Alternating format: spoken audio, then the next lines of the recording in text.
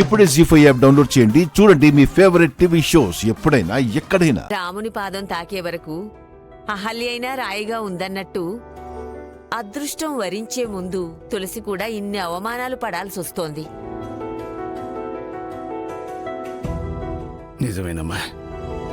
వసుంధరమ్మ వాళ్ళు తులసి మా ఇంటి కూడలైతే చాలు అని మన బరువుని తేలిగ్గా దించేశారు.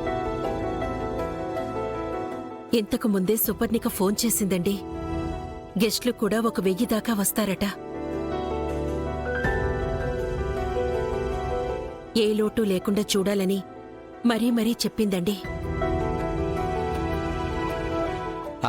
అంటే తక్కువలో తక్కువ 10 లక్షలు అవ్వచ్చు కదా?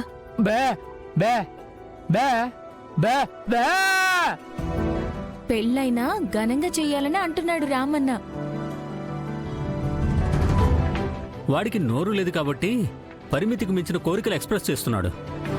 మన ఆదాయం ప్యాసింజర్ బండి యమస్లో.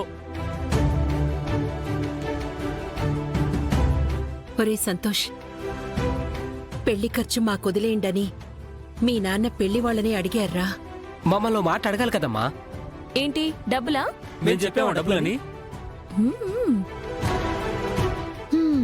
అన్నయ్యలిద్దరూ ఒకేసారి ఒకే మాట చెప్పారమ్మా. పెళ్ళంటే వేలల్లో ఖర్చు కాదు, లక్షల్లో ఖర్చు. అట్లీస్ట్ 10 lakhs ఉండాలని హరీష్ ఇంతకు ముందే అన్నాడుగా అక్క. అదే లో బడ్జెట్ మ్యారేజ్.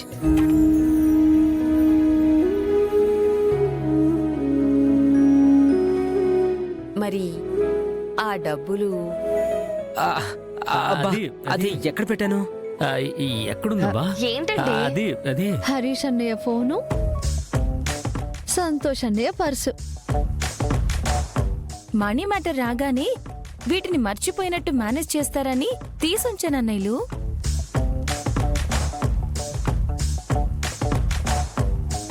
తీసుకోండి, తీసుకో.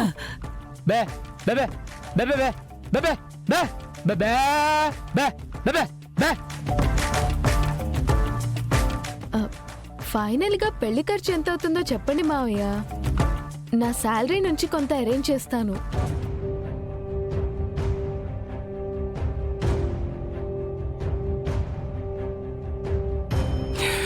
వద్దమ్మా, నా కూతురి పెళ్లి కోసం కోడల దగ్గర అప్పు తీసుకునే స్థితిలో నేను లేను.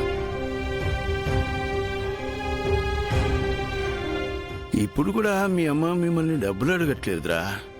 మీరు మీ పనులు పక్కన పెట్టి ఓ 4 రోజులు తులసి పెళ్లి పనుల్లో పాల్గొనండి అంటుంది. దానికోసం మీరు జోబులు తడుముకోవాల్సిన అవసరం లేదురా. ఇలాంటి అవసరం వస్తుందని నేను ఎప్పుడో నా స్నేహితుడు గురునాథన్ దగ్గర ఓ 10 లక్షలు దాచుంచాను.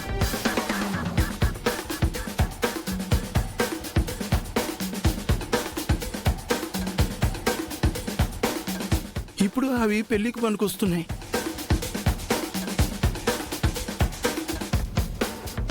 మొగుడు పెళ్ళాలిద్దరికీ ముందు చూపుండబట్టే ఒకరి ముందు చేచాచాల్సిన కర్మ పట్టలేదు. చూసి నేర్చుకోండ్రా. జీ5 యాప్ డౌన్లోడ్ చేసి అన్ని ఎపిసోడ్స్ పూర్తి ఉచితంగా చూడండి.